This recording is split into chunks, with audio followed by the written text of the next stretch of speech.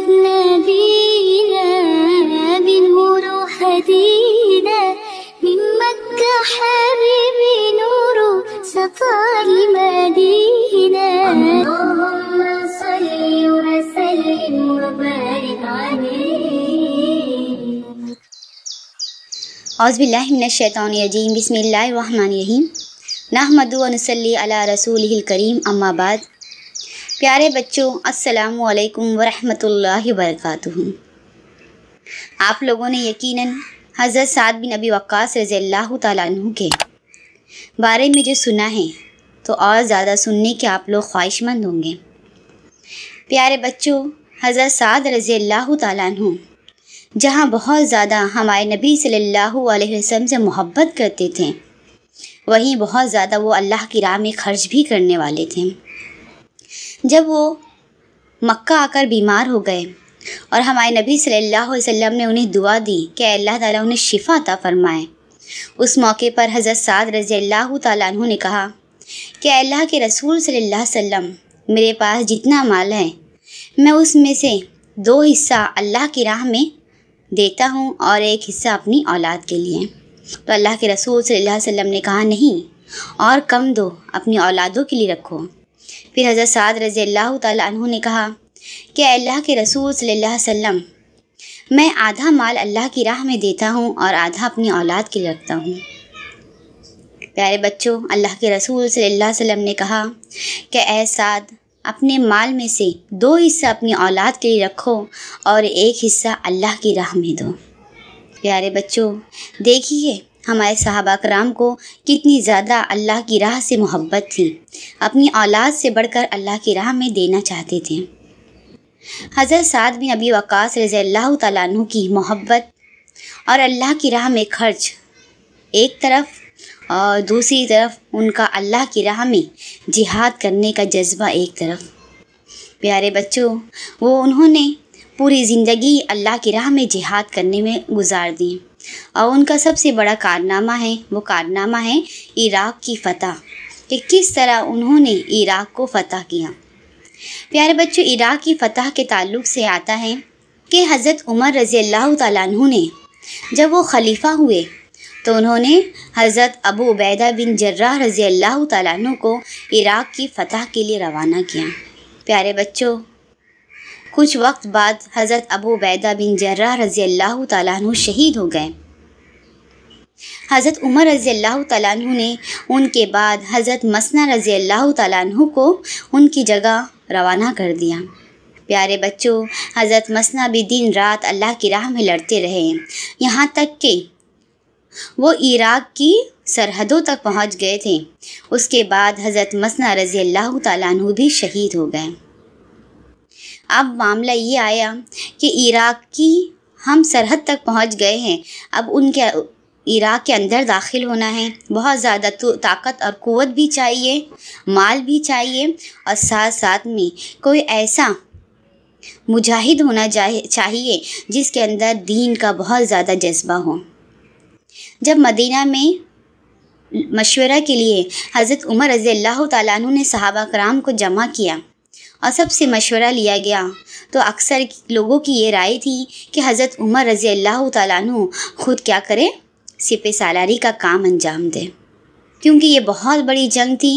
اور میں نے آپ کو یہ بھی بتائی نا بچوں کہ وہ کون تھا اس وقت کا ملک، سب سے پاور والا، سب سے طاقت والا ملک تھا. جیسے ہمارے یہاں پر ابھی امریکہ ہے، اسی طرح عراق تھا. پیارے بچوں، عراق کے بارے میں آتا ہے کہ جب عراق پر حضرت مسنہ رضی اللہ تعالیٰ عنہ نے حملہ کیا تو اس کے جو پڑوسی ملک ہے وہ ایران بھی کیا ہو گیا، بیدار ہو گیا. عراق اور ایران کی طاقتیں مل گئی اور دونوں نے مل کر اپنا ایک بڑا بنا لیا، ایک اپنا بڑا بادشاہ بنا لیا، جس کا نام آتا ہے یزید گرد. پیارے بچوں، اب عراق کی قوت اور طاقت اور مال میں بے انتہا اضافہ ہوا، کیونکہ ایران بھی اس کے ساتھ مل گیا تھا. جب مسلمانوں نے دیکھا کہ وہاں کا یہ حال ہے تو لوگوں نے کیا چاہا کہ حضرت عمر رضی اللہ تعالیٰ عنہ خود سپہ سالاری کا کام انجام دیں. لیکن حضرت عبد الرحمن بن عوف رضی اللہ تعالیٰ عنہ کے مشورے سے کیا کیا گیا، حضرت سعد بن ابی وقاص رضی اللہ تعالیٰ عنہ کو کیا کیا گیا، سپہ سالاری کا کام انجام دینے کی ذمہ داری دی گئی۔ پیارے بچوں، حضرت سعد بن ابی وقاص رضی اللہ تعالیٰ عنہ اپنے بارے میں بتاتے ہیں کہ جب یہ ذمہ داری مجھ پر ڈالی گئی اس وقت میں کیا تھا؟ بیماری کی حالت میں تھا۔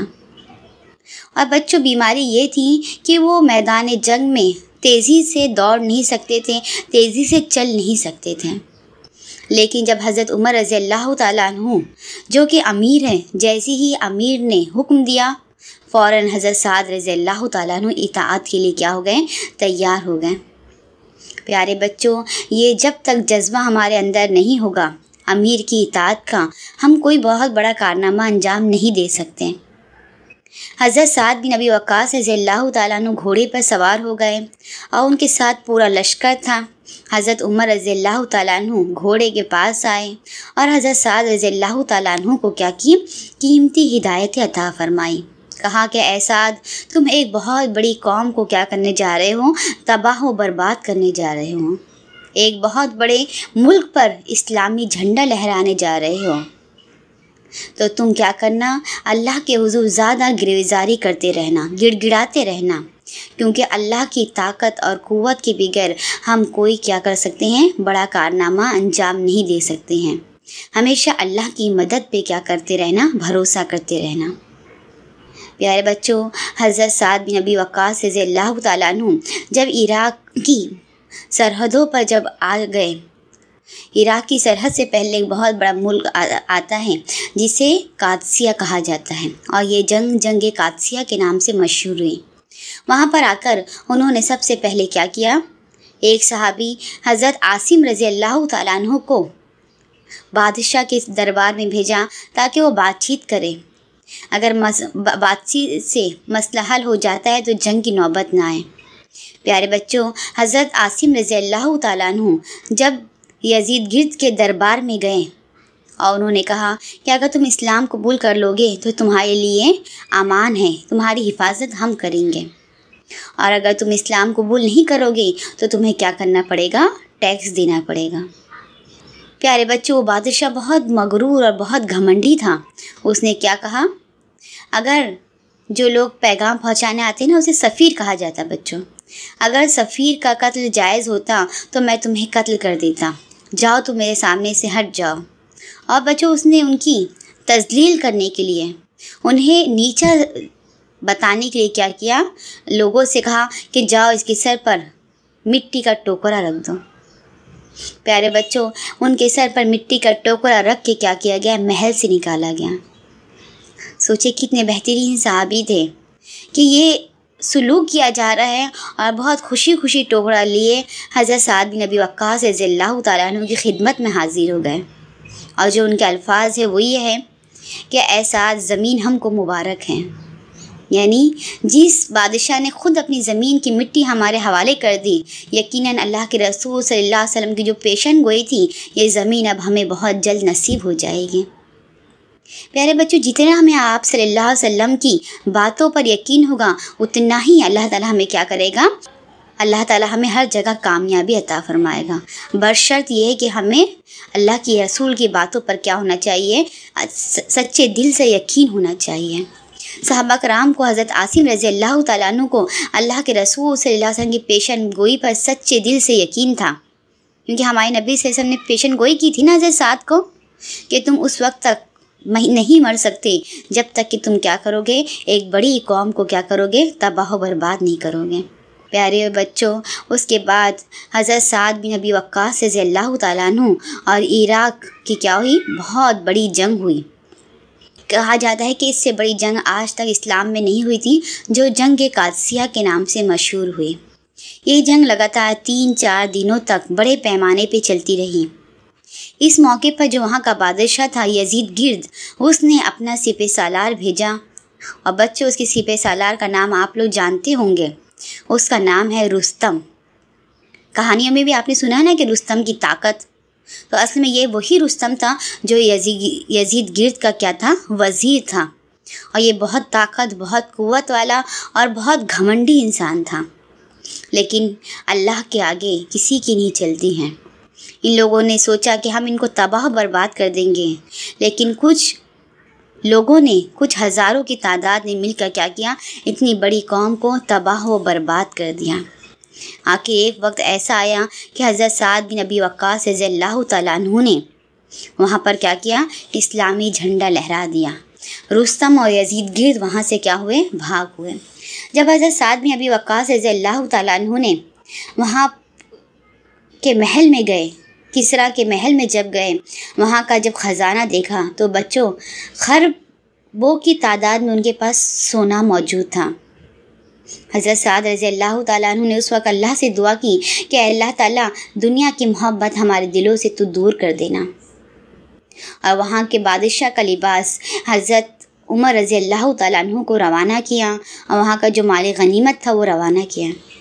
جب عمر رضی اللہ تعالیٰ عنہ نے کسریٰ کا لباس دیکھا اور وہاں کی دولت دیکھی تو بے انتہا رونے لگے اور فرمایا کہ مجھ سے بہتر تو اللہ کے رسول صلی اللہ علیہ وسلم تھے، لیکن اتنی بڑی کامیابی انہیں نصیب نہیں ہے۔ مجھ سے بہتر تو ابوبکر صدیق رضی اللہ تعالیٰ عنہ تھے، اتنی بڑی کامیابی نصیب نہیں ہوئی ہے۔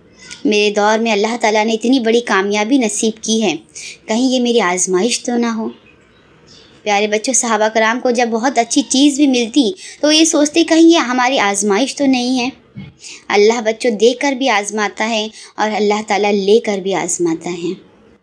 پیارے بچوں، حضرت عمر رضی اللہ تعالیٰ عنہ نے وہ پورا مال اللہ کی راہ میں تقسیم کر دیا، اور جو کسریٰ کا لباس تھا جو پورا سر سے لے کے پیر تک سونے سے بنا ہوا تھا، انہوں نے سراقہ بن جاسم رضی اللہ تعالیٰ عنہ کو لباس دے دیا، کیونکہ اللہ کے رسول صلی اللہ علیہ وسلم کی پیشن گوئی تھی نا۔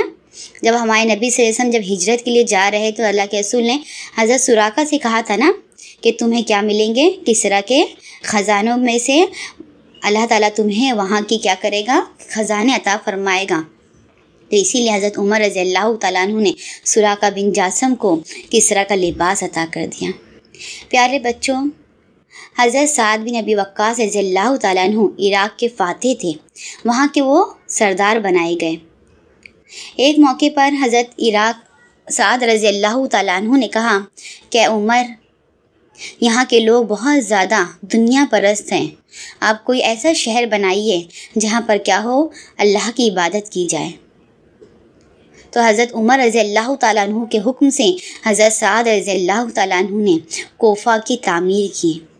پیارے بچوں، شہر کوفہ وہ شہر ہے جہاں سے بعد میں اولو العزم جو صحابہ تھے، حضرت عبداللہ بن مسعود رضی اللہ تعالیٰ عنہ، ان کے بعد میں حضرت امام ابو حنیفہ رضی اللہ تعالیٰ عنہ، سب کہاں کے تھے، کوفہ شہر کے تھے۔ یہ وہ شہر تھا جہاں سے کیا ہوا، اسلام کے علماء نکلے تھے، اور یہ شہر کس کا بسایا ہوا تھا، حضرت سعد بن ابی وقاص رضی اللہ تعالیٰ عنہ کا۔ پیارے بچوں، حضرت سعد رضی اللہ تعالیٰ عنہ کو عراق میں ایک محل ملا تھا۔ وہ جب اس محل میں رہتے تھے تو محل کے انہوں نے دروازے لگوا دیے۔ جب حضرت عمر کو معلوم پڑا تو انہوں نے کہا کہ ہم دنیاوی بادشاہ نہیں ہیں، محل کے دروازوں کو توڑ دیا جائے۔ پیارے بچوں، حضرت عمر رضی اللہ تعالیٰ عنہ نے ان کے محل کے دروازوں کو توڑوا دیا۔ اس وقت حضرت سعد رضی اللہ تعالیٰ عنہ اس شہر کے بادشاہ تھے، اس شہر کے کیا تھے، سرپرست تھے، لیکن امیر کی اطاعت تھی، خاموش رہے۔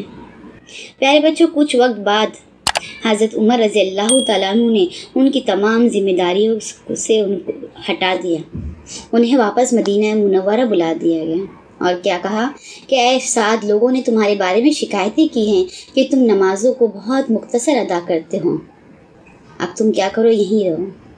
پیارے بچوں، جب ان کو تمام ذمہ داریوں سے ہٹا دیا گیا تو وہ جب انہوں نے دعا کی تو یہ ان کے الفاظ تھے، میں تو وہ سعد ہوں جو اللہ کے رسول صلی اللہ علیہ وسلم کا ماموں ہوں، میں تو وہ سعد ہوں جن کے بارے میں اللہ کے رسول صلی اللہ علیہ وسلم نے جنگ احد کے موقع پر کہا ہے کہ اے سعد، تم پر میرے والدین کو قربان۔ جب اللہ کے رسول صلی اللہ علیہ وسلم کو شعیب ابی طالب میں بند کیا گیا تھا، مجھے نہیں کیا گیا تھا کیونکہ میرا خاندان ان سے الگ تھا، لیکن میں اللہ کے رسول صلی اللہ علیہ وسلم کی محبت میں ان کے ساتھ 3 سال تک اس قید میں رہا۔ میں نے بھی اللہ کے رسول صلی اللہ علیہ وسلم سے سوکھے پتے کھائے ہیں، اور آج میرا یہ حال ہے کہ لوگ مجھ پر الزام لگاتے ہیں کہ میں چھوٹی نمازوں کو ادا کرتا ہوں۔ پیارے بچوں، شیطان ہمیشہ انسان کے ساتھ لگا ہے، شیطان ہمیشہ ہمیں یہ چاہتا ہے کہ ہم کیا کریں، ایک دوسرے میں جھگڑے کریں، اور شیطان بس اوقات انسانی شکل میں ہی ہوتا ہے۔ پیارے بچوں، لیکن اگر واقعی ہم اللہ اس کے رسول سے محبت کرنے والے ہوں گے تو ہم میری یہ تمام آزمائشوں میں ہم کیا ہوں گے، پورے اتریں گے، جیسا کہ حضرت سعد رضی اللہ تعالیٰ عنہ پورے اترے تھے۔ کہیں پر بھی انہوں نے اپنے امیر کی اطاعت سے منہ نہیں موڑا، جیسی ہی ذمہ داریوں دی گئی ویسی ذمہ داری لی، جب ذمہ داریوں سے ہٹا دیا گیا تو چپ چاپ ہٹ گئے، یہاں تک کہ جب ان کی موت کا وقت قریب آیا تو انہوں نے کیا کہا کہ میرے صندوق میں وہ کپڑا رکھا ہوا ہے جو کہ میں نے جنگ بدر کے موقع پر پہنا تھا، تو میں یہ چاہتا ہوں کہ مرنے کے بعد وہی لباس مجھے پہنایا جائے، میں اسی لباس میں اپنے رب کا کیا کرنا چاہتا ہوں، دیدار کرنا چاہتا ہوں۔ پیارے بچوں، اس طرح دنیا سے فاتح مصر کیا ہو گیا، رخصت ہو گیا۔ اللہ تعالیٰ ان پر رحمت عطا فرمائے، اللہ تعالیٰ ان کے طریقوں پر ہمیں چلانے والا بنائے۔ یقیناً بے انتہا صبر کرنے والے تھے اور شکر کرنے والے تھے۔ وآخر دعوانا ان الحمدللہ رب العالمین۔